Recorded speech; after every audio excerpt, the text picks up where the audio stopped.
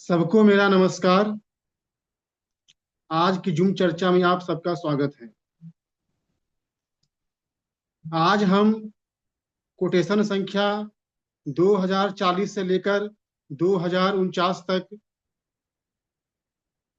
चर्चा करेंगे। आज का जो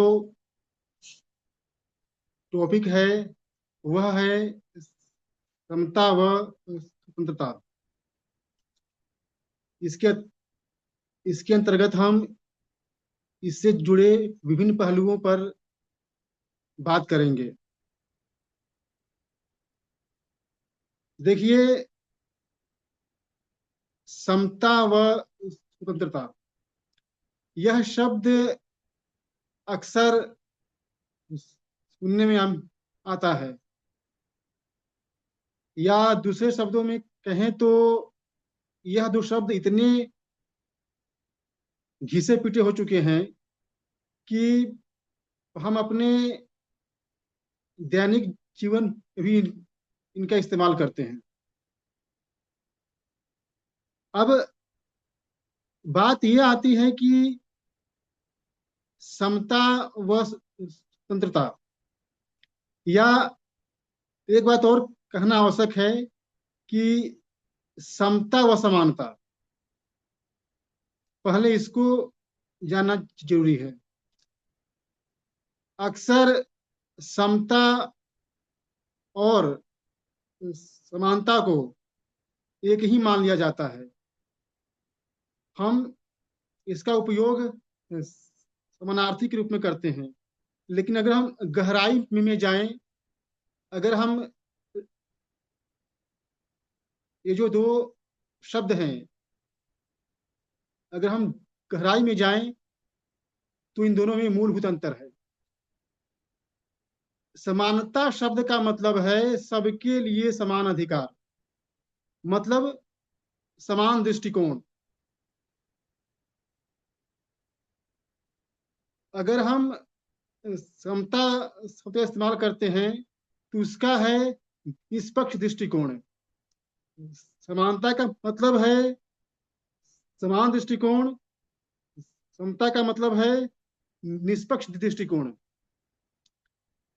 इसको हम एक उदाहरण से समझते हैं। मान लिया कि एक क्लास में 20 बच्चे हैं, सबको एक ही सिलेबस, पाठ्य पुस्तक या जो अध्ययन सामग्री है वह दे दिया गया। इसे हम बोलेंगे समानता। परंतु यहाँ पे एक बात देखने लायक है कि हम सबको तो पाठ्य सामग्री दे दिए, लेकिन कुछ बच्चे ऐसे भी हैं इनके ऊपर विशेष ध्यान देने की आवश्यकता है। उनके लिए अलग से कुछ विशेष करने की आवश्यकता है, क्योंकि उनकी परिस्थितियां अलग हैं। तो उस दृष्टिकोण से जो हम उनके लिए करते हैं वह समता कहलाता है। इसका मतलब ये हुआ कि समानता का मतलब है समान दृष्टिकोण, और समता का मतलब है निष्पक्ष दृष्टिकोण। किसी की व्यक्तिगत, सामाजिक या आर्थिक स्थितियों को ध्यान में रखकर जो उसके साथ हम व्यवहार करते हैं वह समता है। अब बात करते हैं स्वतंत्रता की। स्वतंत्रता का मतलब है कि हर व्यक्ति को अपनी इच्छा अनुसार जीवन जीने का अधिकार। वह क्या शिक्षा ग्रहण करेगा, वह किससे दोस्ती करेगा, वह किससे विवाह करेगा, वह कौन सा काम धंधा करेगा, यह जो बातें हैं वह स्वतंत्रता के अंतर्गत आती हैं। जो हमारा पहला कोटेशन है वह कहता है कि जो समानता का विचार है वह सामाजिक है। जब तक ये माइक बंद कर लेना। सामाजिक है तब तक तो ये फलदायी है, यह कल्याणकारी है, शुभ फल देने वाली है। लेकिन अगर इसी समानता का प्रयास अगर राजनीति करने लगे, राज्य करने लगे, तो इससे विध्वंसक और कोई नहीं हो सकता। उदाहरण के लिए मान लिया कि समाज अगर प्रयास करता है कि हमको समाज में एकता लानी है, समानता लानी है, हमको अपनी जो समस्याएं हैं उसको दूर करनी है, तो निश्चित ही समाज आगे बढ़ जाएगा। लेकिन अगर वही काम राज्य करेगा, जो कि दुर्भाग्य से ऐसा हो रहा है वर्तमान में, तो वह राज्य का विनाश करेगा, समाज को गहरे संकट में डालेगा। अगर समानता का इस्तेमाल हम करते हैं, जो राजनेता करते हैं, उसका मतलब ये हुआ कि वह वर्ग संघर्ष को जन्म देगा, जो कि समाज के लिए ठीक नहीं रहेगा। जो दूसरा कोटेशन, जो दूसरा बिंदु है, वह कहता है कि किसी भी प्रकार की जो समानता है, उसके जो कानूनी यत्न है, वह राजनीतिक शक्ति का विस्तार करते हैं। इसमें भी जो बात मैंने पहले बोली, ये बात उसी को रेखांकित करता है। यह कहता है कि जो हमारे राजनीतिक दल हैं, वह क्या करते हैं? धर्म, जाति, भाषा, क्षेत्र, उम्र, लिंग, स्त्री पुरुष के आधार पर वह वर्गों का निर्माण करते हैं, वह वर्ग संघर्ष को जन्म देते हैं, जिससे समाज टूटता है। इन राजनेताओं का बिना समाज को तोड़े काम चल ही नहीं सकता, ये इनकी मजबूरी है। यही कारण है कि हमारे राजनेता राजनीतिक और आर्थिक असमानता और सामाजिक असमानता की बात करके अपनी रोटियां सेकते हैं। जो तीसरा है, वह है कि जो हमारे यहाँ आर्थिक और सामाजिक असमानता की तो बात होती है, लेकिन राजनीतिक असमानता की बात कोई नहीं करता। यह बात बहुत ही अलग है, क्योंकि इस तरह की बातें आम धारणा में नहीं आती। हमने आज तक नहीं सुना कि किसी संस्था ने या किसी व्यक्ति ने या किसी समूह ने राजनीतिक समता की मांग की हो, और यह बात जायज है। राजनीतिक समानता भी तो चाहिए ना। लेकिन देखिए, ये नेता कितने मक्कार होते हैं, ये कितने दोगले होते हैं। यह आर्थिक और सामाजिक समानता की तो बात करते हैं, लेकिन ये राजनीतिक समानता की बात नहीं करते। आज तक किसी को सुना, आज तक मोदी को सुना कहते हुए कि भाइयों और बंधुओं, हम आएंगे तो हमको आपको हम दे देंगे अधिकार? कहा उसने? कभी वह नहीं कहेगा, क्योंकि उसको पता है, अगर हमने राजनीतिक समानता की बात की, तो फिर जो हमारा जो दबदबा है, जो हमारा जो एकाधिकार है, वह अपने आप खत्म हो जाएगा। तो कोई अपने पैर पे कुल्हाड़ी क्यों मारेगा? चलिए, आगे है कि प्रत्येक व्यक्ति का यह स्वभाव है कि वह तो चाहता है कि हम अधिक से अधिक स्वतंत्र रहें, लेकिन वह दूसरों की स्वतंत्रता में बाधक बनता है। यह जो बात है, यह तो मानव का स्वभाव है। हर व्यक्ति चाहता है कि हम आजाद रहें और जो हमारे साथ है उस पर हम कंट्रोल रखें। ये मानव स्वभाव है, यह मनोविज्ञान है। इसमें देखा जाए तो व्यक्ति की मंशा ये होती है कि वह सामने वाले पे कंट्रोल करना चाहता है। उदाहरण के लिए घर में अगर कोई पुरुष है तो वो नहीं चाहता कि उस घर की महिलाएं अधिक इंडिपेंडेंट हो, स्वतंत्र हो। उसके पीछे इनसिक्योरिटी का भाव होता है। अब वो इनसिक्योरिटी अलग अलग तरह की हो सकती है। जो पांचवा है कि यह बात करता है इस्लाम और साम्यवाद की। यह कहता है कि इस्लाम और जो साम्यवाद है वह त्यागने योग्य है, क्योंकि इसमें स्वतंत्रता की बात नहीं है। और इसमें भारतीय परिवार व्यवस्था को कहा गया है कि इसमें अमेंडमेंट की संशोधन की आवश्यकता है और लोकतांत्रिक व्यवस्था जो है वो अनुकरणीय है। इसमें एक बात ध्यान देने के लायक है कि साम्यवादी तथा इस्लामी व्यवस्था जो है वह स्वतंत्रता को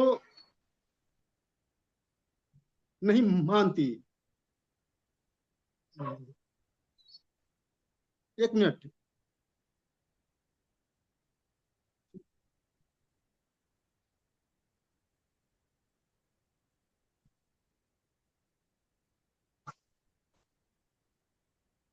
जो साम्यवादी या इस्लामी व्यवस्था है वह किसी भी तरह की जो स्वतंत्रता है उसको वह नहीं मानती।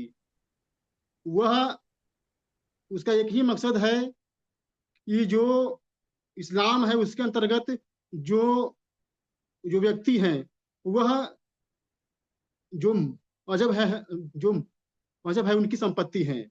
उसी तरह जो साम्यवादी व्यवस्था है उसके अनुसार भी वहाँ के नागरिक उसकी संपत्ति होते हैं, एसेट्स होते हैं।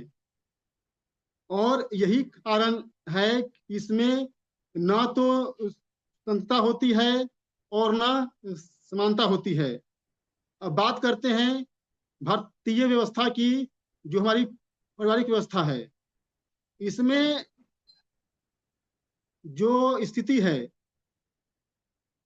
अच्छी भी है, खराब भी है।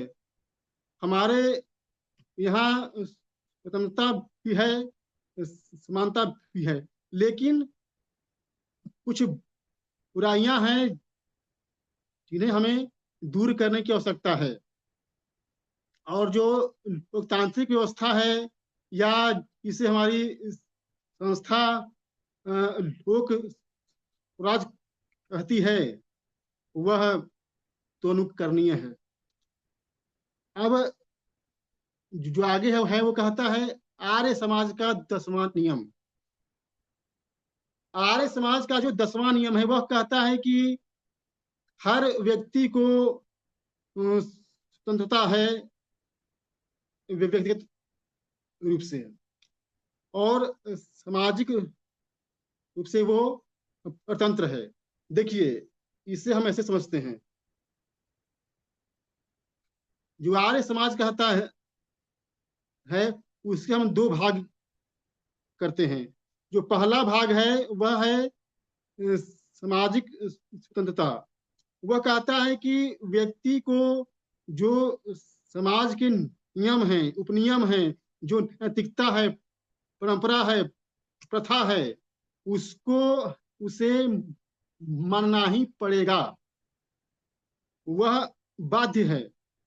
लेकिन वहीं दूसरी ओर वह कहता है कि अगर उसकी जो व्यक्तिगत स्वतंत्रता है वह उसका पालन कर सकता है, उस पे किसी भी तरह का जबरदस्ती नहीं हो सकती। तो आर्य समाज का ये जो असमान नियम है, वह जो स्वतंत्रता है वह उसी को रेखांकित करता है। अब इसमें एक और बात आती है जो अंतिम है कि जो समानता है उसको पूर्ण अधिकार किसने दिया है? वह है संविधान। इसे समाज ने मान्यता नहीं दी है। और जैसा कि आप लोग जानते हैं, जिसके बारे में हम लोग पिछले दिनों से हम चर्चा कर रहे हैं कि जो हमारा संविधान है वह वर्तमान में तंत्र का गुलाम हो गया है। तो जाहिर सी बात है, जब तंत्र का गुलाम हो गया है तो समानता के नाम पर तंत्र के द्वारा जो खेल खेला जा रहा है, समाज को तोड़ने का, उसे कमजोर करने का, वह लगातार चल रहा है। और इसमें हम सभी जो हैं दर्शक हैं। ऐसे क्रिकेट मैच होता है तो खिलाड़ी खेलते हैं और जो दर्शक रहते हैं वह ताली पीटते हैं। तो वर्तमान व्यवस्था में हमारी वही स्थिति है।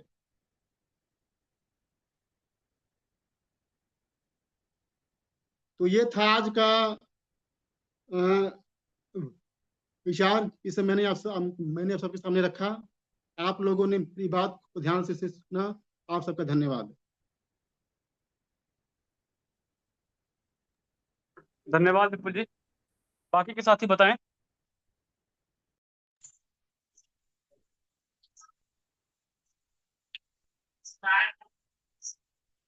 चलिए और बताइए भाई।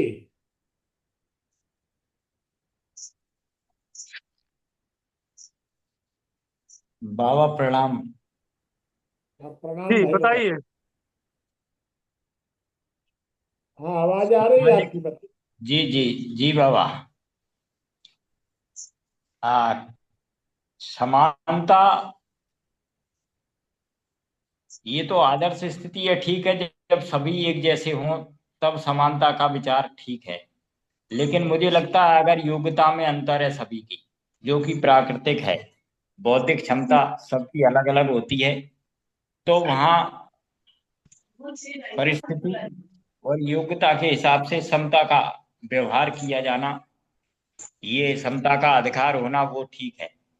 समानता चाहे योग्यता हो या क्षमता हो उसके अंदर नहीं हो और सभी को समान अधिकार दे दिए जाए, तो ये सामाजिक दृष्टि से भी मुझे ठीक नहीं लगता। समता का अधिकार बिल्कुल सही है कि समता का अधिकार होना चाहिए, लेकिन समानता का नहीं। क्योंकि जिसकी जैसी क्षमता, जिसकी जैसी योग्यता, उस जब एक समान क्षमता वाले लोग हों, उनमें अवसर की समानता सभी को बराबर होना चाहिए सीखने में।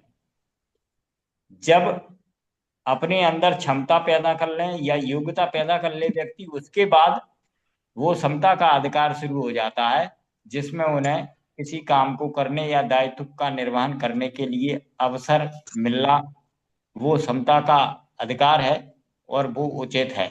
अगर योग्य और बिना योग्य वाले सबके लिए समान चीजें कर देंगे तो ये एक बहुत ही भ्रमपूर्ण स्थिति हो जाएगी समाज में।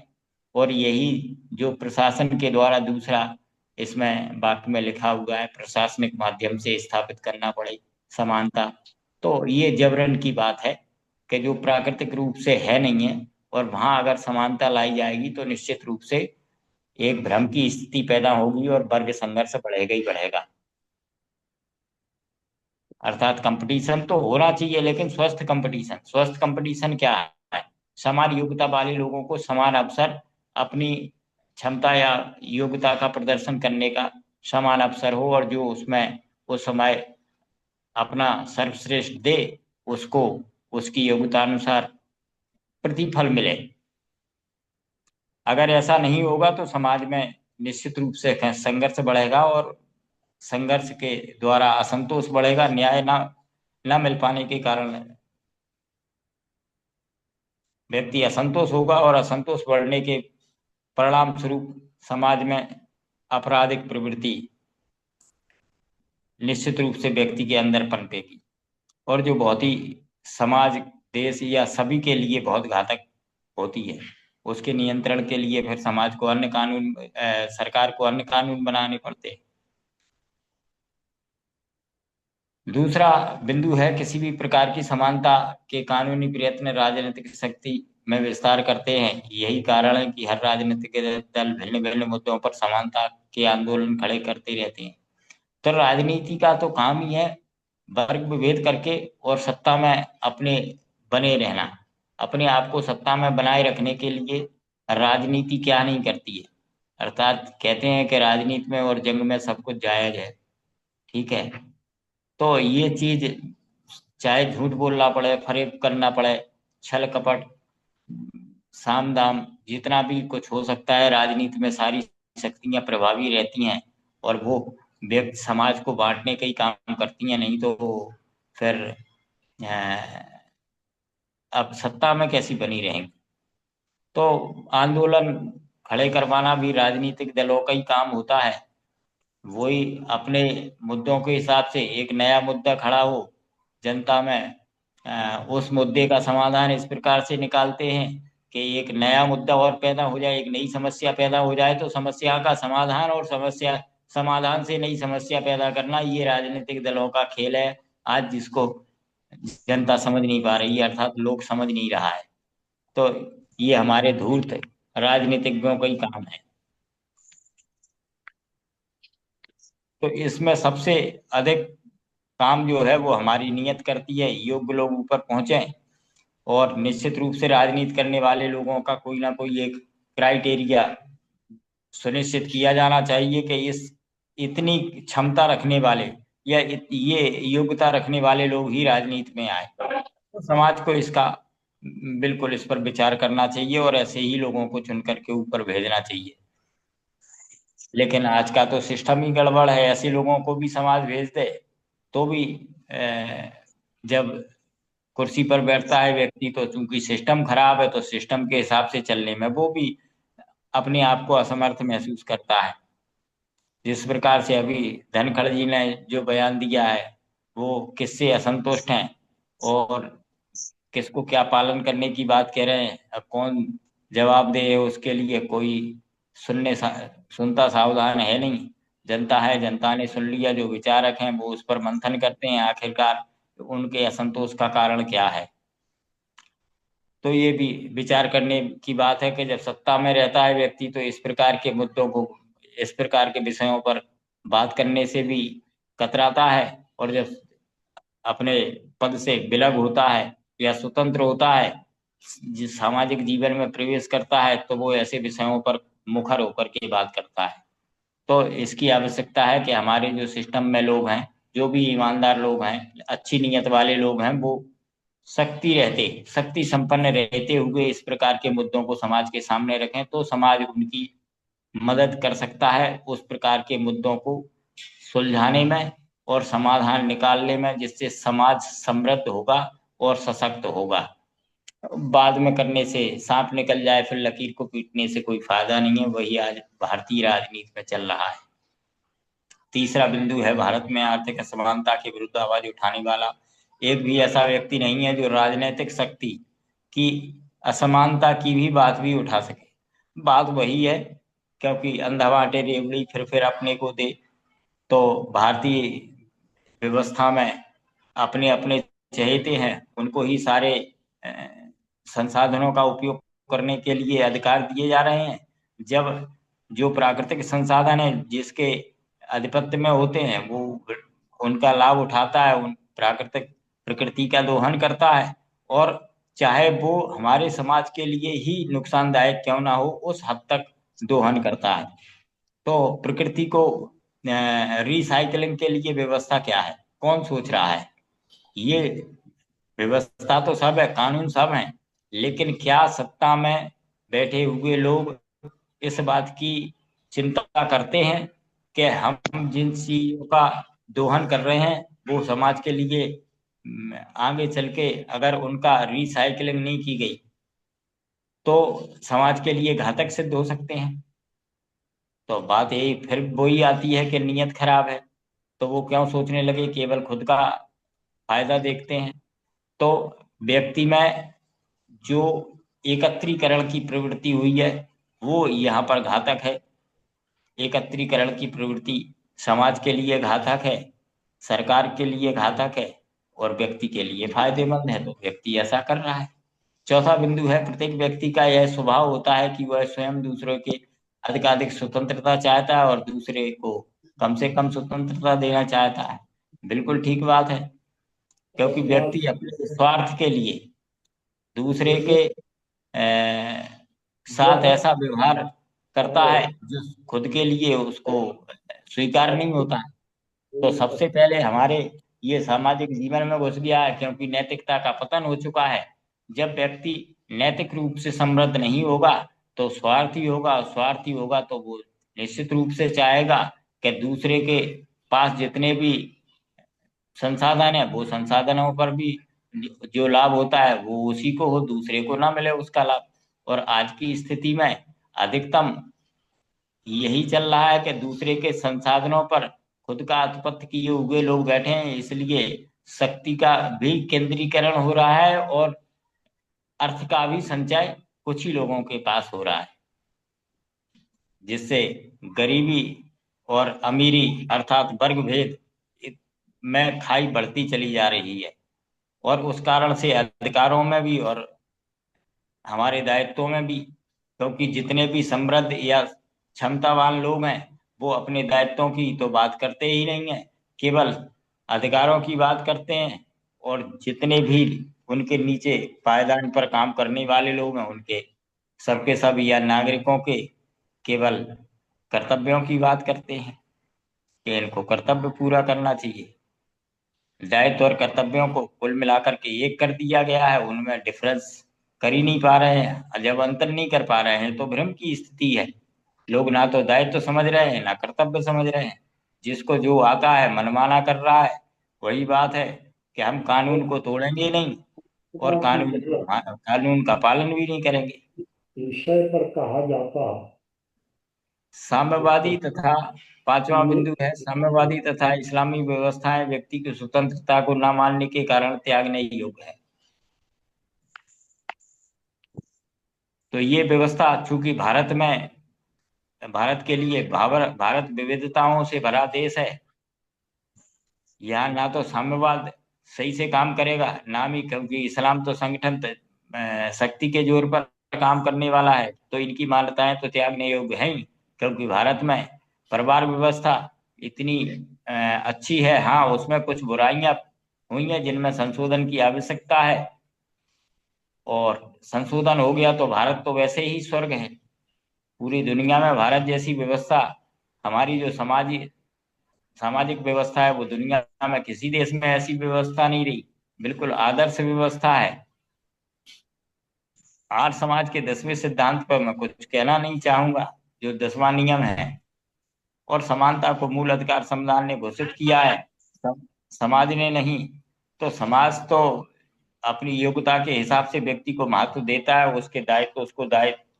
उसके दायित्व निर्धारित करता है, कर्तव्य निर्धारित करता है, और नैतिकतावश व्यक्ति उन समाज के नियमों का पालन करता है तो समाज समृद्ध होता है हमारा।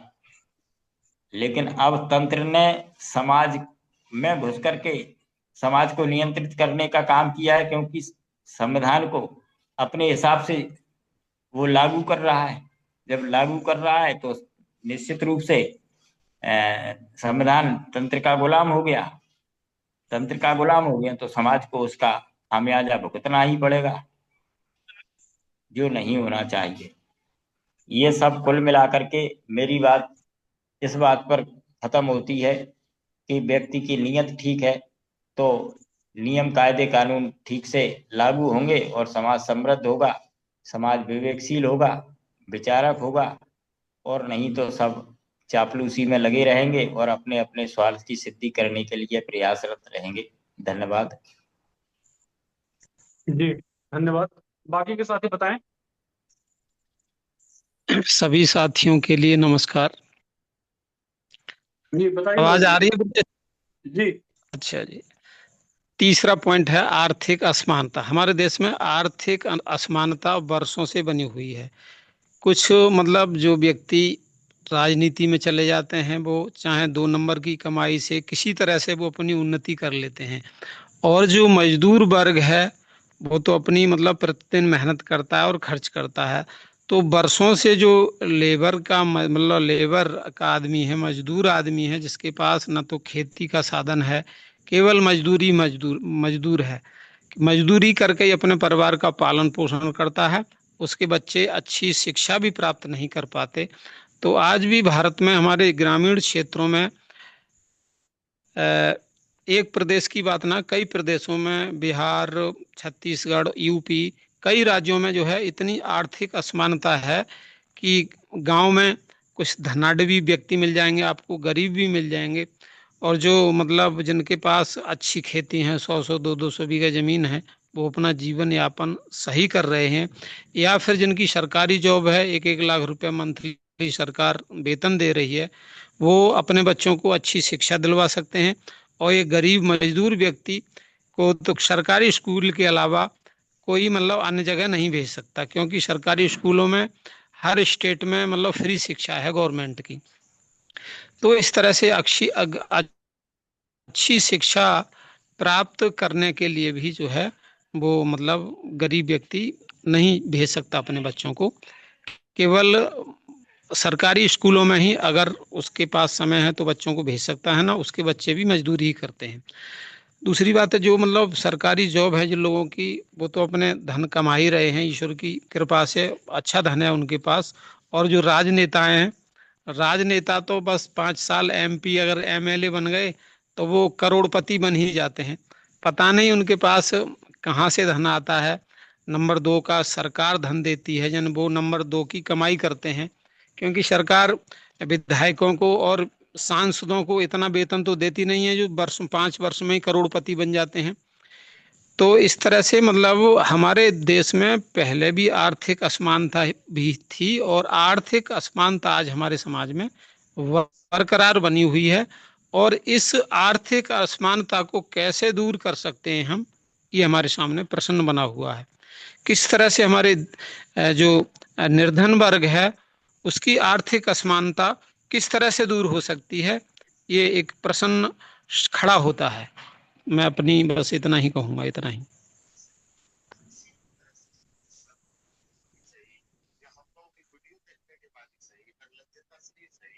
बाकी के साथी बताएं।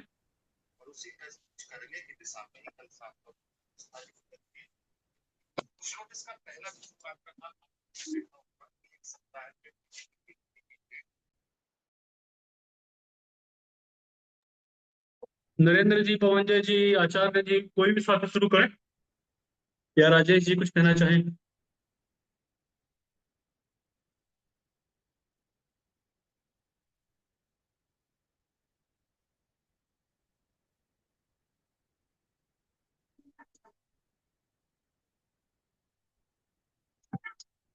देखिए, मैं इस विषय पर थोड़ी सी बात रख देता हूँ।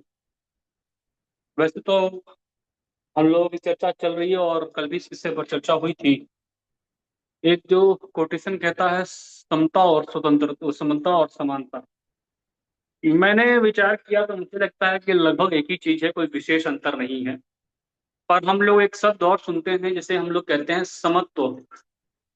समत्व एक भाव को कहा जाता है जो सुख और दुख में, सब में एक परिस्थिति में एक जैसा भाव रखता है। वो समत्व का भाव रखता है, समता का भाव रखता है। तो समता वास्तव में एक भाव के रूप में प्रकट होती है, और समानता जो है व्यवहारिक धरातल पर जो है वो प्रकट होती है। अर्थात भावना के रूप में देखा जाए तो हम हमारे लिए किसी के प्रति घृणा का भाव या किसी अन्य प्रकार का भाव नहीं होना चाहिए। समान रूप से देखना चाहिए, चाहे वो लोअर क्लास एम्प्लॉय हो या हायर क्लास। वहां पर तो समता एक भाव के रूप में प्रकट होती है। लेकिन जब बात आती है समानता की, तो आप समान दोनों को नहीं कर सकते हैं। एक ए क्लास का कर्मचारी और एक डी क्लास का कर्मचारी, दोनों में अंतर तो रहेगा, अर्थात समान नहीं किया जा सकता है। लेकिन समान न करते हुए भी दोनों के प्रति समता का भाव अवश्य रखा जा सकता है। अर्थात दोनों में आर्थिक असमानता हो सकता है पोजीशन की असमानता हो, दोनों में जो है सामाजिक असमानता हो सकती है, किसी भी प्रकार की असमानता हो। लेकिन भावना के रूप में देखा जाए तो भाव तो हमारा समत्व स्थिति में होना चाहिए। लेकिन क्या हम ये मान लें कि दूसरों के प्रति समता का भाव भाव है तो उसे हम समानता का भाव ना कहें? तो भाव समानता का भी होना चाहिए। अर्थात हम जब किसी को देखते हैं या किसी पर विचार करते हैं, या हम कास्ट के बेस पे, रिलीजन के बेस पे, जेंडर के बेस पे, तो वहां सिर्फ समान अधिकार देने की ही बात नहीं है। क्योंकि और समान अधिकार दे भी देंगे तो जिसकी योग्यता नहीं है, क्षमता नहीं है, वो उसको एनहेंस नहीं कर पाएगा, बढ़ा नहीं पाएगा, वो उतने तक समझ जाएगा। जैसे विपुल जी ने क्लास में ही बात की कि कुछ बच्चे कमजोर हों, तो जो कमजोर बच्चे हैं उनको कुछ विशेष ध्यान दे दिया जाए।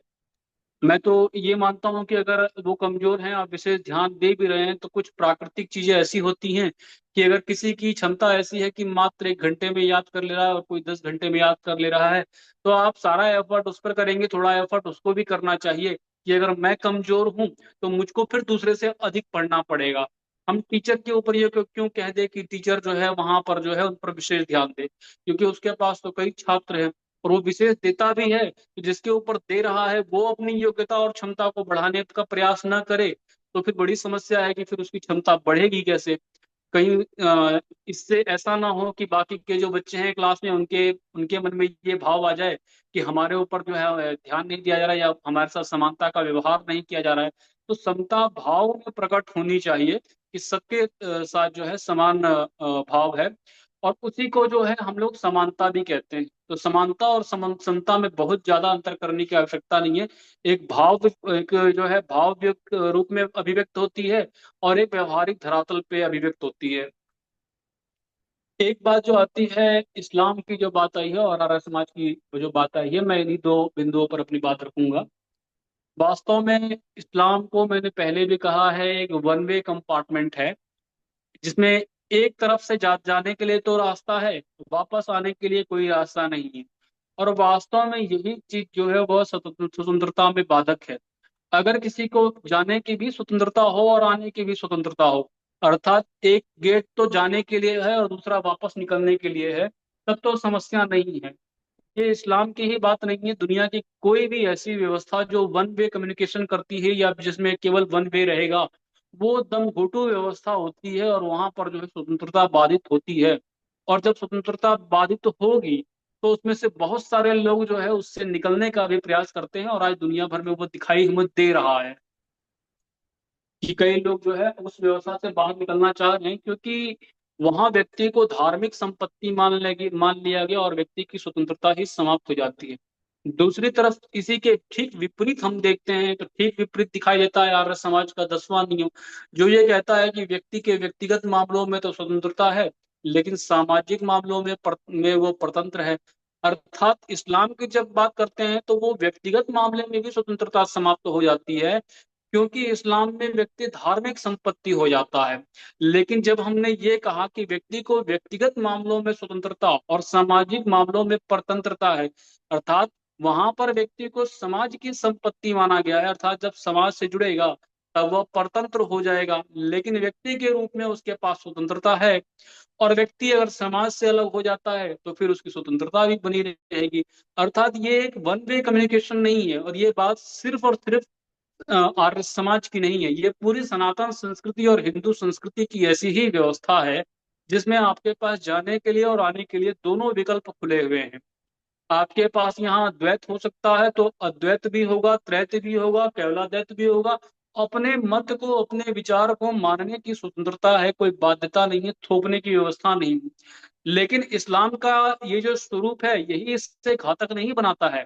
जो वन वे कम्युनिकेशन है, ये इसे इसलिए और अधिक घातक बना देता है, जो कहता है कि जो हमारी व्यवस्था में ना आए, जो हमारे सिस्टम में ना आए, वे सबके सब मार दिए जाने योग्य हैं।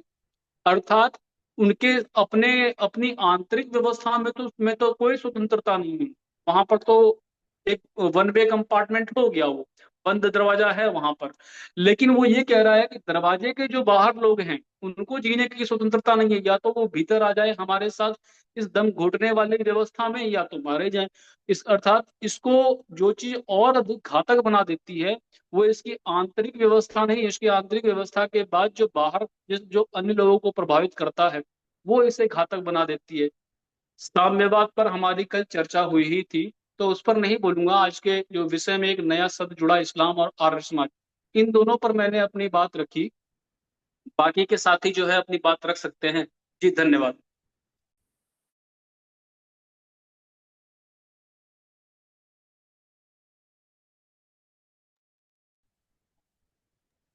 बताइए भाई और लोग। जी चंदन जी कुछ कहना चाह रहे हैं, बताइए। हाँ बताइए। पवन्य जी भी आज लिख रहे थे व्हाट्सएप में कुछ, तो हाँ बाबा। हाँ बताइए ना। ठीक है बाबा।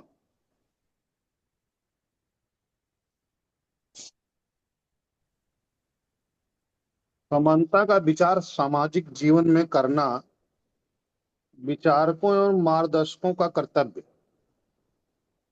जो यह करे वही मार्गदर्शक व विचारक।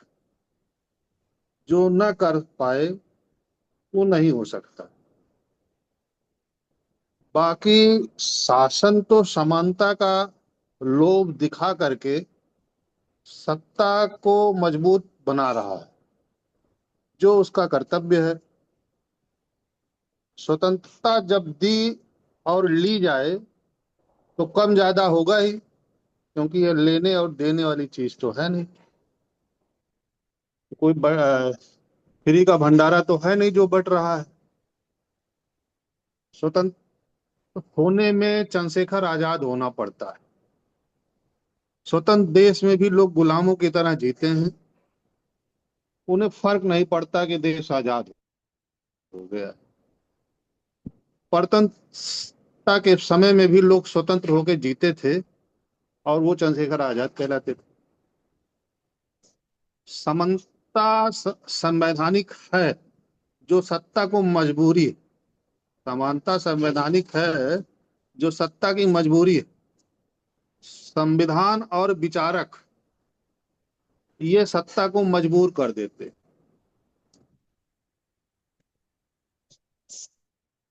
सत्ता जानबूझ करके संविधान के विरुद्ध जनता को करना चाहती है, क्योंकि संविधान सत्ता के मनमानी को रोकते हैं। जो सत्ताधीश को बुरा लगता है,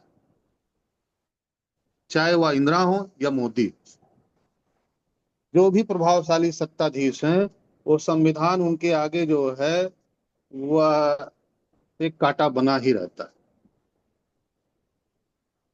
बाकी आर्थिक समानता या असमानता की जो बात है, संग्रह पाप है। और जो इस पाप को सीखा है, वह इसे अच्छी तरीके से करके अपने आप को उन्नत समझ सकता है। लेकिन जो इस पाप को नहीं सीख पाए हैं, जो किसान हैं, मजदूर हैं, या जिनका मन में इतनी निष्ठुरता नहीं है कि मेरा फायदा हो, दूसरे का गला कट रहा है कि नहीं कट रहा है ये मैं देखने भी नहीं जाऊंगा, ऐसे लोग भी व्यापार करने के लिए, पैसा कमाने के लिए मजबूर हो जा रहे हैं। क्योंकि आज के इस युग में वह हर चीज खरीदना चाहते हैं। जो बेचना नहीं चाहता है वो भी खरीदना चाहता है। जो बेचना नहीं चाहता है मीन्स जो कमा नहीं पा रहा है, चाहे वो मजदूर हो या किसान, वो भी सारे संसाधन को खरीदना चाहता है। तो यह उसके लिए जो है एक समस्या बना हुआ है। वो आर्थिक रूप से विपन्न और पीड़ित रहता है। इस तरीके से हम जब तक हिंदुइज्म को नहीं समझेंगे, भारतीय दर्शन को नहीं समझेंगे, हम अपने आप को और अपनी स्थिति को समझ नहीं पाएंगे। हमें अपने दर्शन को और अपने आप को समझने के लिए जरूरी है कि हम अपने भारतीय दर्शन को समझें। धन्यवाद बाबा। जी, बाकी के साथी बताएं। जी, राजेश प्रजापति जी कुछ कहना चाह रहे हैं। जी भैया, श्रीकांत जी का सभी माइक को बंद कर प्रणाम। दीजिएगा। हेलो। श्रीकांत जी का माइक बंद कर दीजिए, आवाज आ रही है। हाँ, हेलो। जी बताइए राजेश प्रजापति। मैं भैया अपने हिसाब से थोड़ा सा बोल रहा हूँ समानता के संबंध में।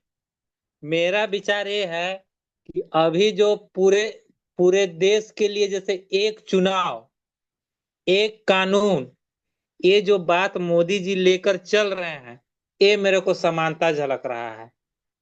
हमारे देश के लोग कश्मीर में जमीन नहीं ले सकते, वहां की लड़कियों से शादी नहीं कर सकते।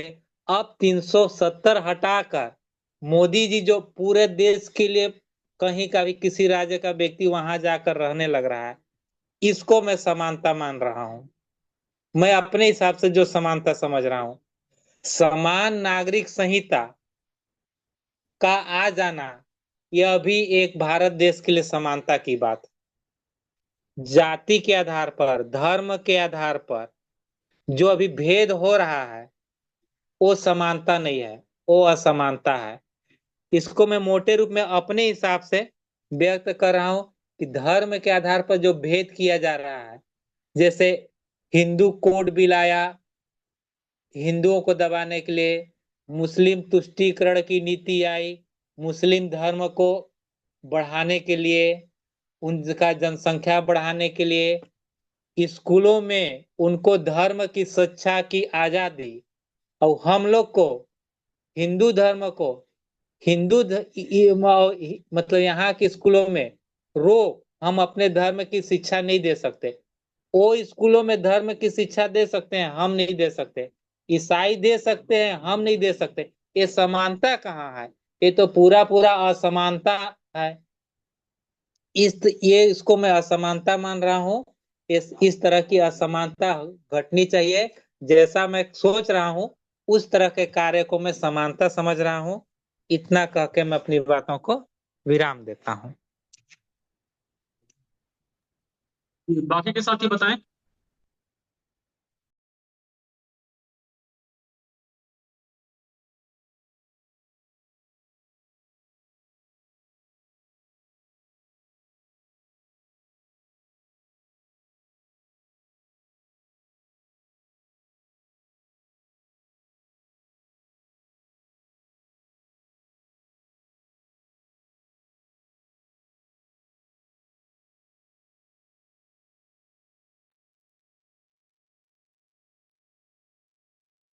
यारेंद्र जी या नरेंद्र जी, आप कुछ रखना चाहेंगे या सोहन जी कुछ कहना चाहें?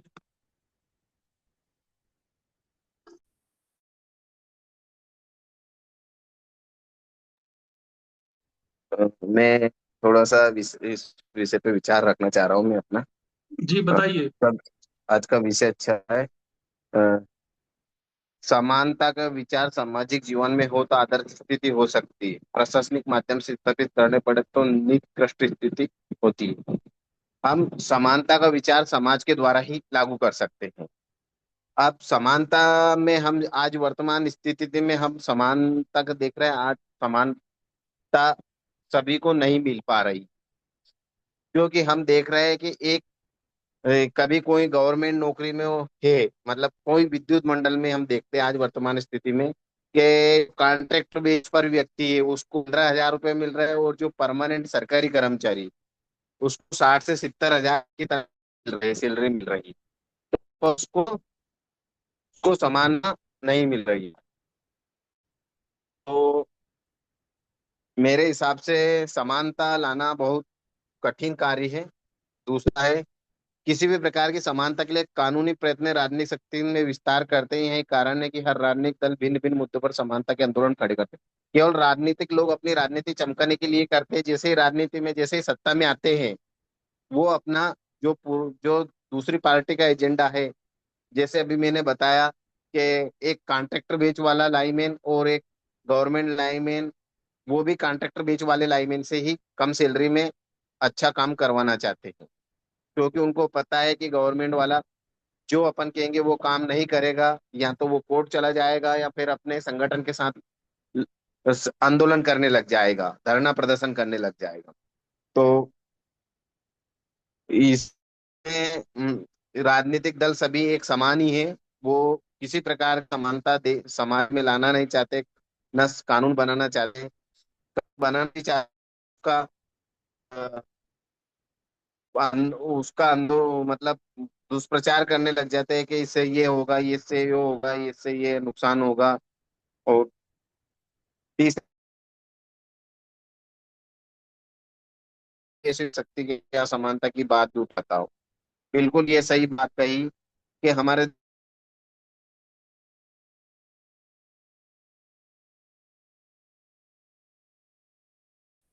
अ, हल नहीं करना चाहता है। चौथा है, प्रत्येक व्यक्ति का स्वभाव होता है कि वो स्वयं दूसरों से अधिक स्वतंत्रता चाहता है और दूसरों से कम स्वतंत्र है। बिल्कुल ये सही बात बोला। ये हम देख रहे हैं, स्वार्थीवादी ज्यादा बढ़ रहे हैं। राजनीति में भी हम देख रहे हैं, मतलब राजनीतिक दायित्व में भी उत्तरदायित्व ज्यादा बढ़ना चाह रहा है। हर विधायक सोचता है कि मैं मंत्री बन जाऊं, मैं मुख्यमंत्री बन जाऊं। इसी प्रकार हर समाज परिवार में सोच में भी आजकल ये आ गई है स्वतंत्रता, के मुझे कम स्वतंत्रता क्यों है, मैं इतना काम क्यों करता हूँ, दूसरा क्यों कम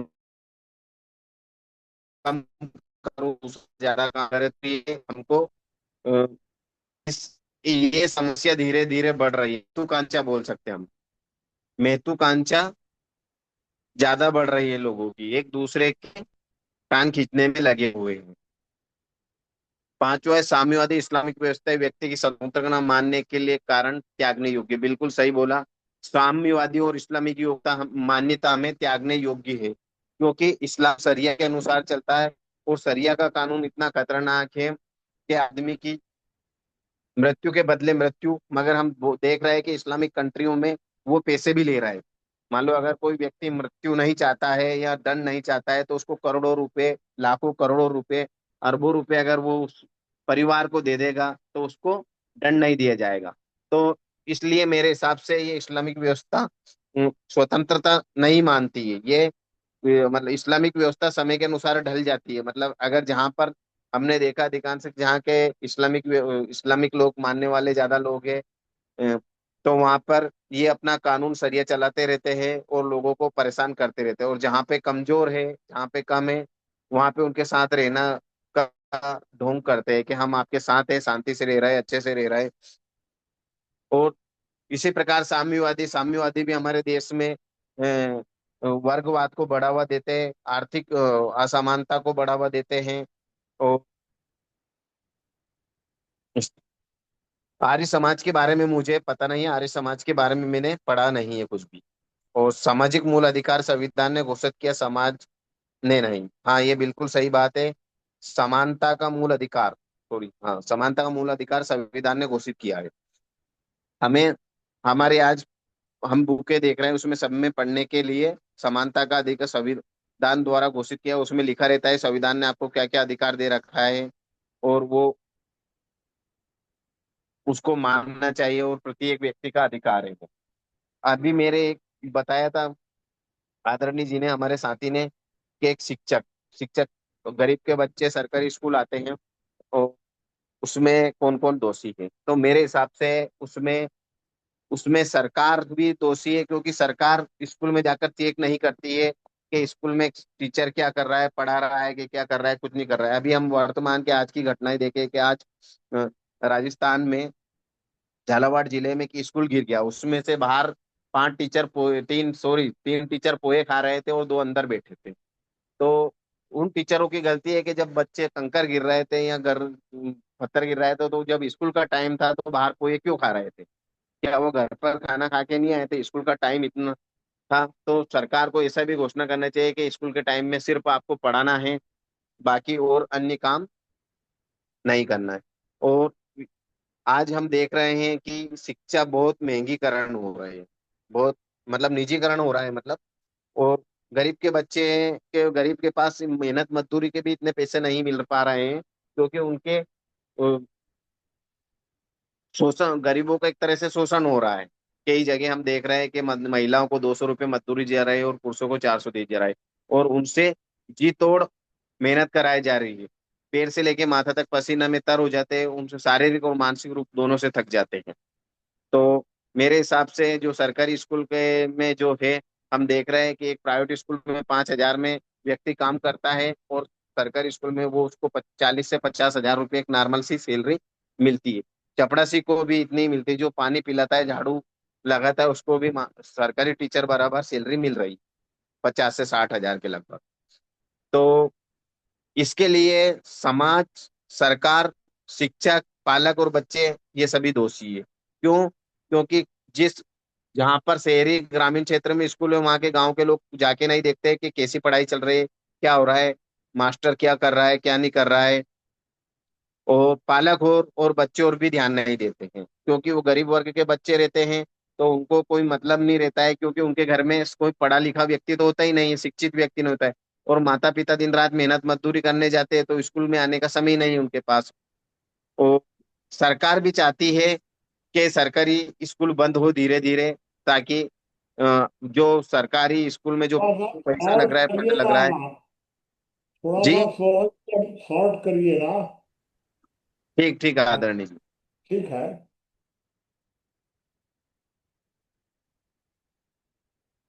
चलिए भाई, और लोग बताइए।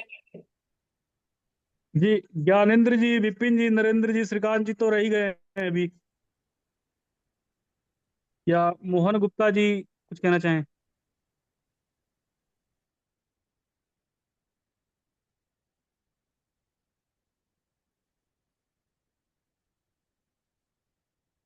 हम्म, बताइए, बोलना है किसी को?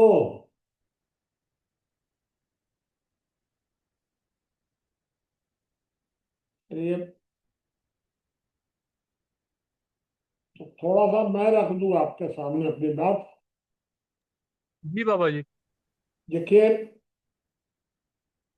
विषय पर कुछ बोलने के पहले हमें आपसे एक बात करनी है। वो मैं बात करूंगा लास्ट में, लेकिन अभी मैं बता देता हूं खाली संक्षेप में 2-3 मिनट में, कि 5 सितंबर से 25 सितंबर तक 2 दिशाओं में हमारे मित्र निकलेंगे। 5 सितंबर से 25 सितंबर तक 20 दिनों के लिए ये एक तरह से, अरे पहली यात्रा होगी, या एक यात्रा होगी, इसके बाद फिर अगले महीने में और करेंगे। एक का नेतृत्व तो नहीं, नेतृत्व नहीं, एक का संचालन ज्ञानेंद्र जी करेंगे और एक का नरेंद्र जी करेंगे। नरेंद्र जी पूरा उत्तर भारत करेंगे, और ज्ञानेंद्र जी इधर से लेंगे अपना कुछ उत्तर प्रदेश का और पूर्वी उत्तर प्रदेश, और बाकी एरिया जो भी होगा, एक छत्तीसगढ़ वगैरह मिला करके जो भी अपने एरिया में करेंगे। पहली बार इस तरह से 20-20 जगह जाना है। तो इस जाने में, इस यात्रा में जो लोग नेतृत्व करेंगे, तो नेतृत्व करने में हमारे पास नरेंद्र जी के साथ जिनका नेतृत्व होगा, तो उसमें है आचार्य सुनील देव जी, बहादुर सिंह जी, साधना जी, मदन ये लोग इन 20 दिनों में कुछ कुछ दिन बांट लेंगे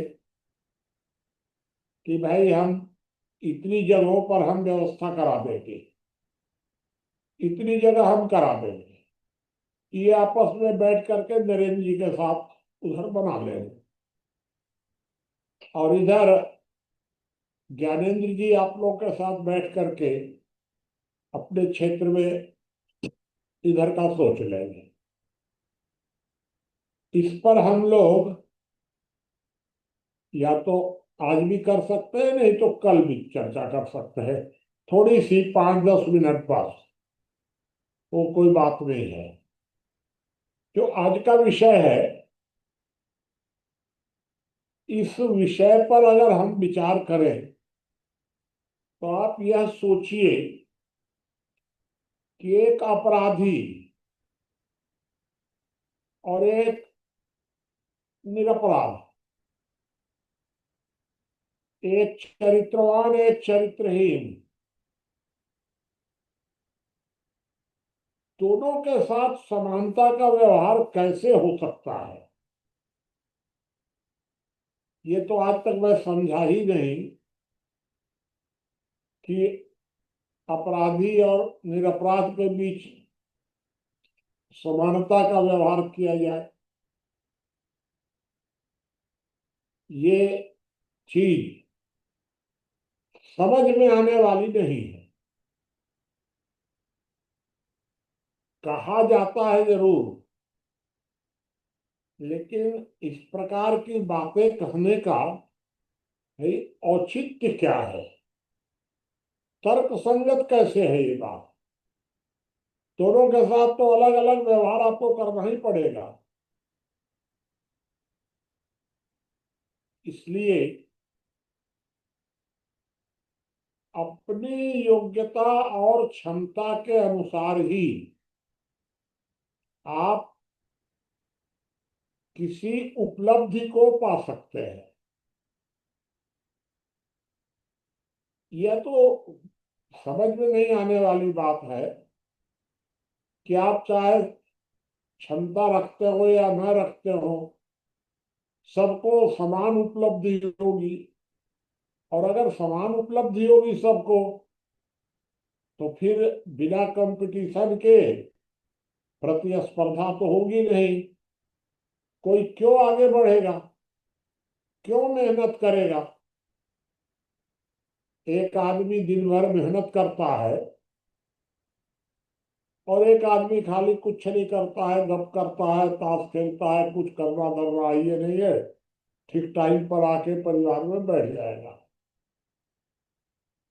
तो क्या दोनों के साथ समान व्यवहार होगा? यह एक प्रश्न होता उठता है ये। लेकिन एक बात और साथ में जुड़ी हुई है कि क्या समाज में सब लोग इसी तरीके सोचते हैं या सोचेंगे? तो यह बात भी ठीक नहीं है। इसका मतलब यह है कि समाज में कुछ लोग ऐसे भी होते हैं जो सबको समान रूप से देखते हैं। कौन लोग ऐसे होते हैं? तो उन लोगों को ही पुराने जमाने में ब्राह्मण कहा जाता था। आज उनको मार्गदर्शक कहा जाता है। ये जो ब्राह्मण होते थे, वो अपना उपदेश देने में, चरित्र निर्माण में भेदभाव नहीं करते थे। अगर कोई अपराधी भी है तो अपराधी और निरपराध इसका भेद बाकी लोग तो करते थे, राजा तो करेगा ही, वैश्य भी करेगा। वैश्य को दान देना है तो वो अपराधी को तो देगा नहीं,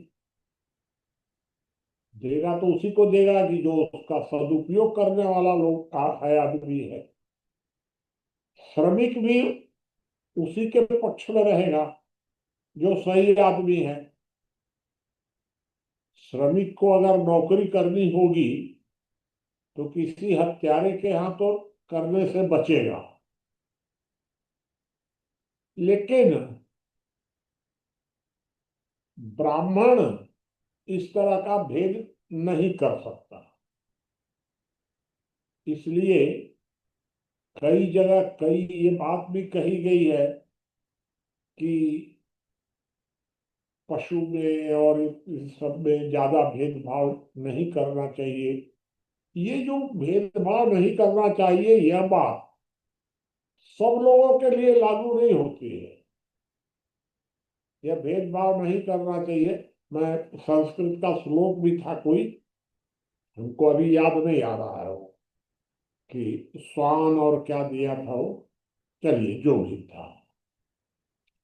तो यह बात भी वर्ण व्यवस्था में बताई गई है, लेकिन सबके ऊपर एक समान लागू नहीं होती है। तो इसका मतलब कि समानता शब्द सबके लिए लागू नहीं है। राज्य को तो कभी इस तरह की सोचना ही नहीं चाहिए। ये मैंने एक बात आपको बताई। अब एक बात और उठती है कि राजनीति से जुड़े लोग सामाजिक असमानता की बहुत चर्चा करते हैं। ये गरीब अमीर के बीच में भेद हो रहा है, ये इस तरह से बताइए, सब अछूत और फलाना और ठिकाना और ये सब भेदभाव। इस प्रकार की जो बहुत ज्यादा अछूत और छुआछूत या फलाना ठिकाना, ये ज्यादा अगर कोई चर्चा करता है समाज में और वह अगर राजनेता है तो वह अछूत है हमारे लिए। राजनेता को क्या अधिकार है? ये विचारक तो कर सकता है कि भाई ये नहीं होना चाहिए, इस तरह भेदभाव नहीं होना चाहिए, या समाज में ऐसा भेदभाव है, यह गलत है समाज में। विचारक कर सकता है, राजनेता नहीं कर सकता है। और अगर राजनेता करता है तो उसे सबसे ज्यादा यह बताना पड़ेगा कि वर्तमान समय में राजनैतिक असमानता अधिक घातक हो रही है। इसका मतलब क्या है कि सारी शक्ति मार्गदर्शकों की, व्यापारियों की, श्रमिकों की, सारी शक्ति तो तंत्र ने अपने पास ले ली। बचा क्या आपके पास? तो एक तरफ 95% लोग अधिकार शून्य कर दिए गए। आपको अगर शादी करनी है तो उम्र वो तय करेंगे। अब सोचिए, आपको माने खाना भी है तो आप वही नमक उपयोग करेंगे जो सरकार कहेगी। अगर आपने दूसरा नमक उपयोग किया तो रोक देंगे। तो ये सरकार के कहने से ही होगा सर। सरकार किसी को कानून बना करके फांसी भी दे सकती है। इतना अधिकार तंत्र के पास है। और लोग के पास यह भी अधिकार नहीं है कि वो जहर खावे। अगर उसने स्वतंत्रता से जहर खा लिया तब भी उसको दंड दिया जाएगा। आपको मरने की स्वतंत्रता नहीं है और उनको मारने की स्वतंत्रता है। इतना, यह अंतर इतना अधिक कैसे होना चाहिए? तो इस बात में भी राजनेताओं को इस बात के लिए मजबूर किया जाए कि आप राजनीतिक असमानता समाज में मत फैलाइए, और अगर आपको राजनीतिक असमानता की चिंता नहीं है तो आप सामाजिक असमानता की चिंता बंद कर दीजिए। वो चिंता सामाजिक असमानता की समाज कर लेगा। यह वर्तमान समय में हम लोगों के लिए बहुत बड़ी समस्या है कि राजनेताओं को सामाजिक बुराइयों की दिन भर चिंता है, दिन रात वो सामाजिक बुराइयों की चिंता करेंगे और राजनीतिक बुराइयों की चिंता ही नहीं करेंगे। आप जरा एक बात आप सोचिए कि अभी दो घटनाएं मैं आपको बताता हूं। अभी 3 महीना पहले भारत के विपक्षी दलों ने यह आरोप लगाया कि चुनाव आयोग ने महाराष्ट्र में बहुत से नकली वोटर बढ़ा दिए। इतनी संख्या कैसे बढ़ गई मतदाताओं की? जांच होनी चाहिए इस बात की कि मतदाता कैसे बढ़ गए। यह आरोप लगाया सभी राजनीतिक दलों ने कि मतदाताओं की संख्या जानबूझकर बढ़ा दी गई। अब चुनाव आयोग ने कहा कि ठीक है, हम सबकी जांच करते हैं, घर घर जाकर के देखेंगे। कह रहे हैं कि आप तो चुनाव आयोग तो बेईमानी कर रहा है, वो तो नाम काटना चाहता है। तो अगर चुनाव आयोग संशोधित कर रहा है तो आपको आपत्ति है, और अगर चुनाव आयोग ने उसी वोटर लिस्ट को मान लिया तो आपको आपत्ति है उस बात से। तो एक घटना मैं आपको बताया, एक घटना आप और देखिए कि 5 दिन पहले, मतलब किसी एक दिन, 5 दिन पहले माने 20 तारीख मान लीजिए कल 20 तारीख को सवेरे तक सारे विपक्षी दल इस बात को मान रहे थे कि धनखड़ पूरी तरह गलत कर रहे हैं, सारे विपक्षी दल। और संसदीय इतिहास में उपराष्ट्रपति के खिलाफ अविश्वास प्रस्ताव भी पहली बार इन लोगों ने महाभियोग का प्रस्ताव रखा,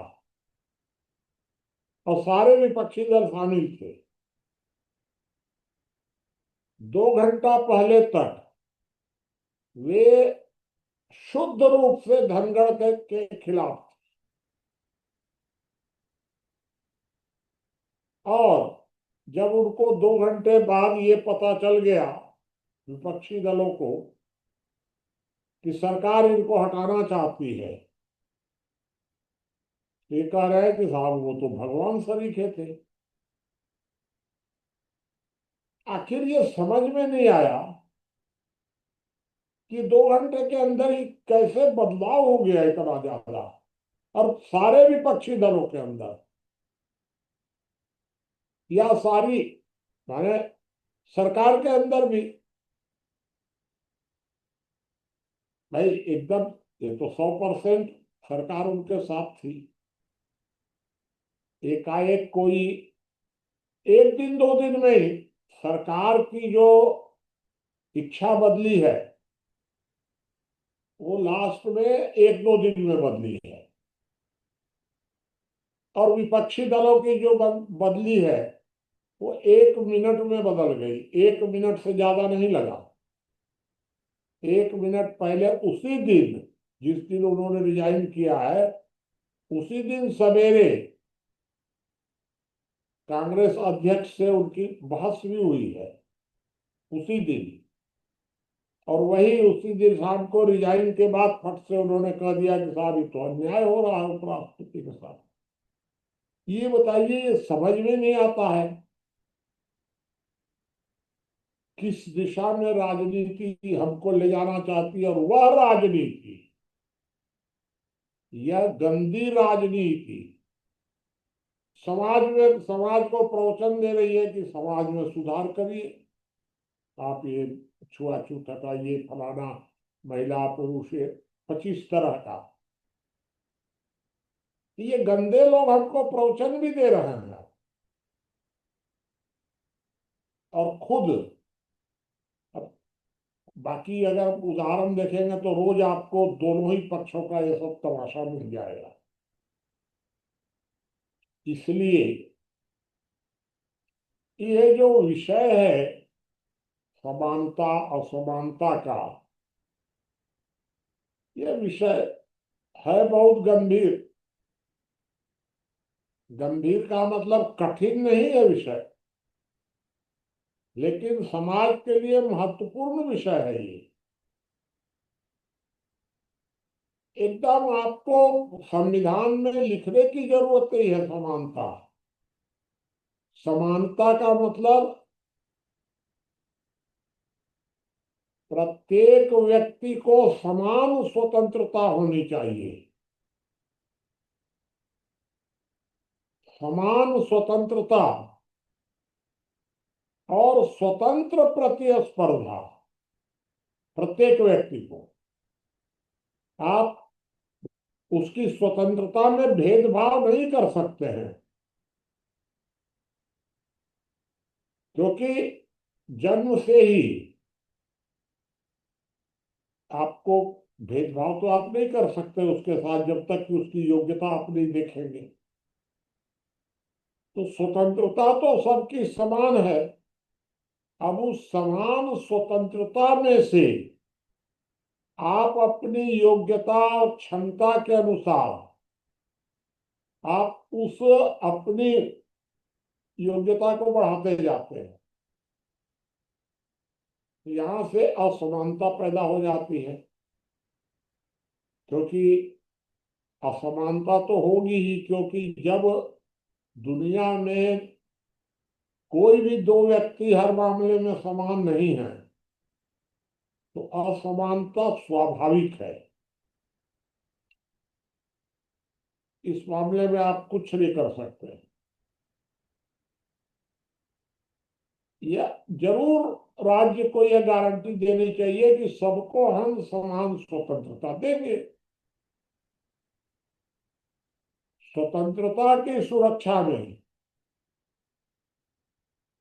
हम शुरुआत में कोई भेदभाव नहीं करेंगे और उसके बाद सब अपनी योग्यता के अनुसार आगे बढ़े। कोई आगे बढ़ेगा, कोई पीछे हटेगा।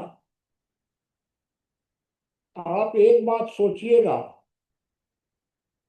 कि अगर आर्थिक मामले में दो लोगों के बीच में अगर दोनों की आर्थिक स्थिति को किसी सब कर पूरा करके एक बार की भाई आप लो, आज तुमको हम बराबर कर देते हैं, आप रात को 10 बजे उनको बराबर कर दीजिए और सवेरे 6 बजे देख लीजिए, दोनों के बीच में आपको फर्क दिख जाएगा। रात भर खाली सो कर के उठेंगे तो सवेरे तक आपको अंतर दिख जाएगा रात भर में। तो आप किस तरह समान बनाना चाहते हैं? यह जरूर है कि सबको सबको समानता दे दीजिए प्रतिस्पर्धा में, कि सब समान स्वतंत्र, हम किसी के साथ कोई भेदभाव नहीं करें। यह उसका मापदंड होना चाहिए मेरे विचार से। तो मैंने आपको अपनी बात बताई है, और जो विषय है इसके अंदर कई विषय हैं, उन विषयों पर काफी चर्चा हुई है। सब लोगों ने स्पष्ट किया है, जो विषय हमको समझ में आया वो मैंने थोड़ा सा आपको बता दिया। तो चलिए इस विषय पर और आगे कोई बात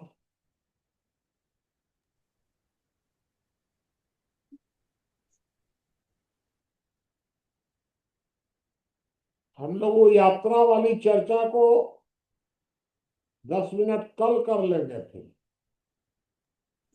जी क्योंकि बाबा अब जी। फिर नरेंद्र जी भी नहीं है, मदन जी भी चले गए कहीं,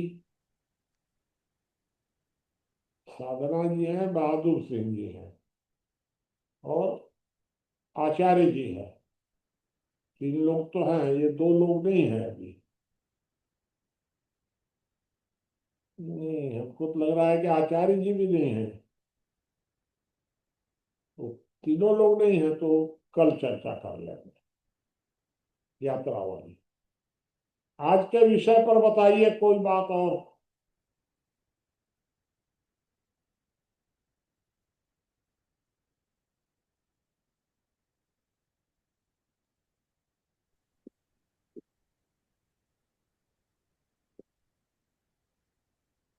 हेलो। हाँ बताइए। सभी विद्वद्जन साथियों का अभिवादन है। आज जो है समानता के ऊपर हम लोगों की चर्चा हो रही है और सभी साथियों ने समानता के विषय में अपने अपने विचार रखे हैं। तो समानता जो है, समानता का जो मतलब हम समझते हैं कि सम मतलब बराबर, तो सभी को बराबर का अधिकार भी, कर्तव्य भी, उत्तरदायित्व भी, ये तीनों चीजों का जहां पर जैसी आवश्यकता है उसका पालन होना चाहिए। और जो समान कोई चीज देना चाहते हैं तो मिलना भी चाहिए। अब ये जो समानता का जो बात है, तो इसको हम आर्थिक समानता के रूप में भी देखते हैं, सामाजिक समानता के रूप में भी देखते हैं, कानूनी समानता के रूप में भी देखते हैं, संवैधानिक समानता के रूप में भी देखते हैं, जहां पर कि तंत्र के द्वारा कई प्रकार की कानून जो है बनाया जाता है, जिसको कि पालन करना, उस कानून के अनुसार चलना, ये व्यक्तियों का पर जो लागू होता है तो उसको मानना पड़ता है। तो हम समझते हैं कि हर एक व्यक्तियों को, चाहे वह कोई भी क्षेत्र है, सभी क्षेत्रों में उनको, चाहे वह विकास का हो, चाहे पूरे राष्ट्र में कहीं आवागमन जाने का हो, कहीं निवास करने का हो, कहीं अर्थोपार्जन करने का हो, विद्या अध्ययन का हो, स्वास्थ्य की सुविधा का हो, सब में समान रूप से अवसर प्रदान होना चाहिए, लेकिन सामाजिक समानता है, इसमें भी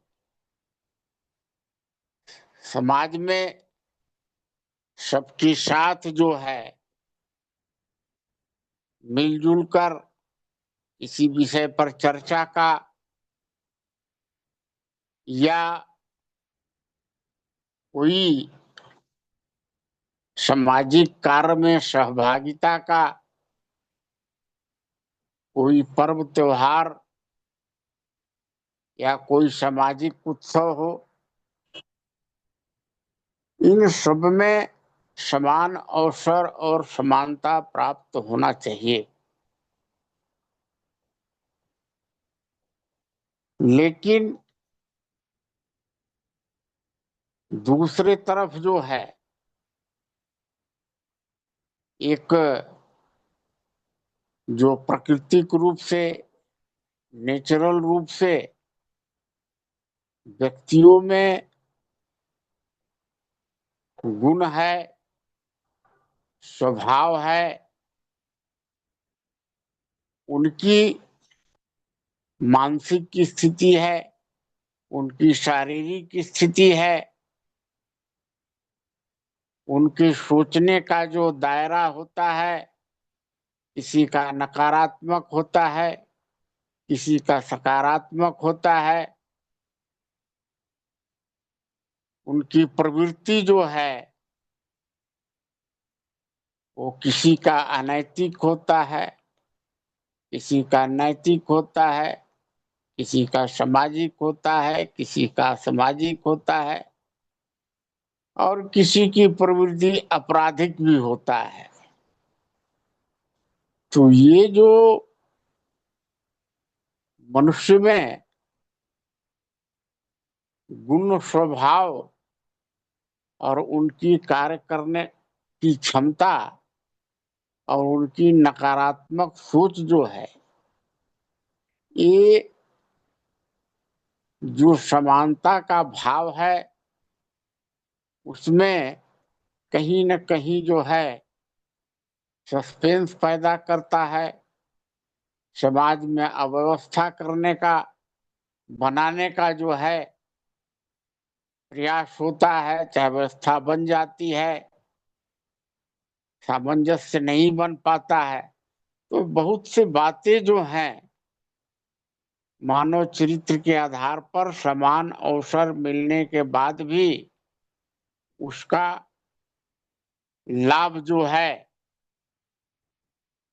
धूर्त और चालाक आदमी बहुत ले लेते हैं, लेकिन शरीफ आदमियों को नहीं मिल पाता है, उनके शराफत का नाजायज फायदा भी उठाते हैं। तो ये बहुत सी जो बातें इसमें ऐसी हैं जो सस्पेंस है और उस पर उतार चढ़ाव भी होते रहता है। तो इसके अनुसार जो है समाज में व्यवस्था बनती है तथा तंत्र के द्वारा भी व्यवस्था बनाई जाती है। अब तंत्र या समाज जो है वो समानता का अवसर तो दे सकता है, लेकिन सबको समान जिसे जो है वो बनाया नहीं जा सकता है।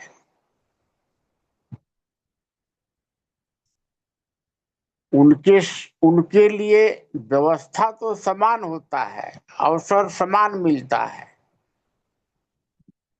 लेकिन अब उनकी क्षमता पर है, और ये जो है तो क्षमता के अनुसार कुछ असमानताएं आर्थिक रूप से है या शैक्षणिक रूप से है वो होती है। तो ऐसे ही जो है समाज में व्यवस्था चलता है, लेकिन जो आपराधिक तत्व हैं उनके साथ समानता का अवसर तो उनको प्राप्त है, लेकिन जो भी आपराधिक तत्व है तो उनके लिए दंड के का भी व्यवस्था उसी प्रकार से है। सब जो भी दंड आपराधिक कार्य करेगा तो उसके लिए दंड का भी प्रावधान समान रूप से ही है, चाहे वह सामाजिक है, बहिष्कार का हो, चाहे कानून के रूप से हो। तो ये सारी जो बातें हैं वो समानता के साथ साथ एक बात और भी है जो स्वतंत्रता की बात है। तो किसी को समानता प्राप्त है, लेकिन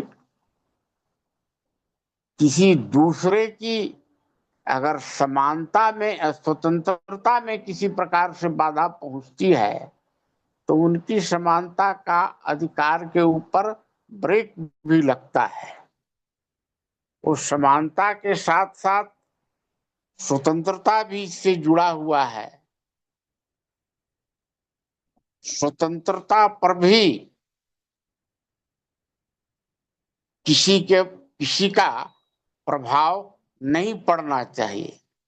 स्वतंत्रता और समानता को साथ साथ देखते हुए और सबको चलना पड़ता है और दोनों में समन्वय बना के रखना पड़ता है। तो मैं अपनी बात को यहीं विश्राम दूंगा और साथ ही चर्चा को आगे बढ़ावें। धन्यवाद। धन्यवाद आदरणीय। बाकी के साथी कुछ बताएं या किसी का कोई प्रश्न हो तो प्रश्न भी रख सकते हैं। एक तो मैं बता दूं कि यात्रा वाली चर्चा हम लोग कल शुरू में 10 मिनट कर सकते हैं, 10-15 मिनट। जी बाबा जी। आदरणीय मुनि जी, तो मेरा एक ये चर्चा का विषय है, मतलब हम कभी भी इसको रख सकते हैं कि भारत में क्यों छंगूर बाबा सरीके व्यक्ति धर्मांतरण कैसे कर रहे हैं और उनको कैसे रोका जाए। ऐसे सारे प्रदेशों में हो रहा है, मगर उत्तर प्रदेश में क्या है, शासन प्रशासन की मुस्तैदी की वजह से वहां पर पता चल रहा है, बाकी राज्यों में पता नहीं चल रहा है। पर हर राज्य में हो रहा है ये धर्म परिवर्तन महिलाओं का, तो इसको कैसे रोका जाए, इसके बारे में भी एक दिन विषय रखा जाए। जी बताइए भाई, और कोई कुछ, किसी का कोई प्रश्न हो, कोई सोहन जी का उत्तर देना चाहें? बाबा जी, सोहन जी का प्रश्न नहीं है। अच्छा। वो बोल रहे हैं किसी दिन हम लोग जो छांगुर बाबा की जो घटना है, ऐसे जो देश में घटनाएं घट रही हैं इन पर एक दिन हम लोगों को विषय रखना चाहिए, उनका सुझाव है। अच्छा, वो आप सोच लीजिएगा। जी वो तो वो तो आपके जिम्मे में है ना, आप और वो विपुल जी, जी आप लोग सोच लीजिएगा। बाबा जी, आज के कोटेशन में एक बात आती है कि समानता का विचार सामाजिक जीवन में हो जाए तो आदर्श स्थिति हो सकती है। हाँ। तो समानता का विचार सामाजिक जीवन में होगा कैसे? क्योंकि यहीं पर चौथा नंबर कहता है कि प्रत्येक व्यक्ति का यह स्वभाव होता है कि वह दूसरों से अधिक स्वतंत्रता चाहता है और दूसरों को कम स्वतंत्रता देना चाहता है। अर्थात यह तो मानवीय स्वभाव है कि वह स्वतंत्रता स्वयं चाहता है और दूसरों को गुलाम बनाना। और कोटेशन एक कहता है कि समानता का विचार सामाजिक जीवन में हो जाए, तो व्यवहारिक दृष्टिकोण से ये विचार होना बड़ा कठिन काम है। बिल्कुल। अभी तक मेरा भी अनुभव यही है कि ऐसा व्यक्ति दिखता नहीं है अभी समाज में कि जो अपने से नीचे वालों को स्वतंत्रता देने को तैयार हो और ऊपर वालों का अनुशासन मानने को तैयार हो। मतलब हर व्यक्ति अपनी तो स्वतंत्रता चाहता है कि हम अधिक से अधिक स्वतंत्र रहें, लेकिन अपने से नीचे वाले को नहीं देना चाहता है। यह एक सामाजिक बुराई है जो लगभग हर आदमी में दिख रही है, और इसी बुराई को तो दूर करना है कि व्यक्ति अपने से ऊपर वाले का अनुशासन मानने की आदत डाले और अपने से नीचे वालों को भी कुछ स्वतंत्रता दे। अब इसको कैसे किया जाए, इस पर सोचना, यही हम लोग सोचते हैं। बाबा जी, एक बात जो पवनजय जी ने जो कही कि संविधान वो कांटा है जो इंदिरा गांधी हो या नरेंद्र मोदी हो, ये तानाशाहों के लिए एक कांटा है। मुझे लगता है ये कांटा उनकी जेब में है, जबकि ये कांटा जनता के हाथ में होना चाहिए, तब कारगर है। अभी तो इस कांटे का वो दुरुपयोग करके तानाशाही ला देते हैं। तो अब इसका उत्तर तो पवनजय जी देंगे आपको। जी।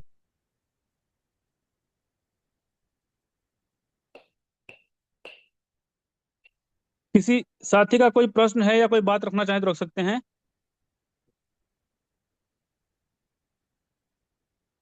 चलिए आप बाबा जी, समाप्त।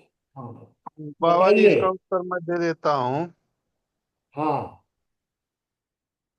बाबा, सबसे पहली बात तो ये है कि जो स्वतंत्रता के विषय में बात हो रही है, उसको हम अपने पहले वक्तव्य में भी कहे थे कि ये देने और लेने वाली चीज नहीं है। स्वतंत्रता जो व्यक्ति के स्वभाव होता है, वह स्वतंत्र देश में रहते हुए भी अपने आप को परतंत्र मानता है और परतंत्रता में ही सुखी महसूस करता है। और जिस व्यक्ति का स्वभाव स्वतंत्र होना हो, वह परतंत्र देश में भी स्वतंत्र होकर जीता है। जैसे कि चंद्रशेखर आजाद की मैंने एक उदाहरण दिया था। यह देने जैसी चीज नहीं है, यह भिक्षा नहीं है कि किसी को दे दिया जाए। यह एक प्रकार की योग्यता है जो अपने अंदर लानी पड़ती है। ठीक है, नहीं बात तो दूसरी आप बात बिल्कुल। हाँ बताइए। दूसरी बात यह है कि पब्लिक के पास सत्ताधीश का रिमोट हो, वह वोट है। बाकी संविधान जनता के पास आ जाए तो जनता की और ऐसी की तैसी मच जाएगी। जनता पहले ही बहुत ही आनंदित थी जब उसे राजा से कोई लेना देना नहीं था। वह यह कहने लगी थी कि को होय नृप हमें कहा हानि। ऐसी स्थितियों में उसे राजा से कोई लेना देना नहीं था। वो अपना टैक्स देती थी, अपना काम करती थी। सत्ताधीशों से उसका कोई डायरेक्ट मतलब नहीं रहता था। जो लोग हिंसा के जरिए सत्ता पाते थे, वो हिंसा करते थे और आपस में ही करते थे। पर देश के विचारकों ने यह देखा कि यह स्थिति बहुत बुरी हो जाती है, तो उन्होंने सत्ता में साझीदार बनाया लोगों को और वोट देने के अधिकार, संवैधानिक अधिकार दिया कि आम आदमी के वोट से सत्ताधीश बनेंगे। इतना ही इनके जी का बवाल बना हुआ है। सामाजिक वर्ग देश का जो वर्ग संघर्ष की जो स्थिति है, वह इसीलिए है कि उनके पास वोट का अधिकार है। अगर उनके पास संविधान भी आ जाएगा तो उनका तो जीना मुहाल हो जाएगा। तो संविधान जहां है, जैसी स्थिति में है, वो बहुत ही अच्छी स्थिति में है। बस हम उसको आदर करना सीख जाएं, यह हमारे लिए बड़ी बात होगी। धन्यवाद बाबा। जी। किसी चलिए, साथ क्या है? कुछ अब बाबा आप जी, कर सकते हैं। कल जो अब है वो कल समसामयिक विषय पर चर्चा रहेगी। ठीक है, तो आप बता दीजिए। जी बाबा जी, विपुल जी ने सजेस्ट किया है कि हाल ही में न्यायपालिका द्वारा आतंकवादियों को मुक्त करना, या हाईकोर्ट के द्वारा मंदिर में इस्लाम की अनुमति देना, ये ठीक है, न्यायपालिका हिंदू विरोधी मानसिकता को प्रदर्शित करता है। ये विपुल जी का सुझाव है। ठीक है, रख सकते हैं। रोबिन जी मीटिंग को समाप्त करते हैं। हाँ, आप और विपुल जी मिलकर तय कर लीजिएगा, बता दीजिएगा। जी ठीक है, समाप्त करिए। रोबिन जी समाप्त कर दीजिए।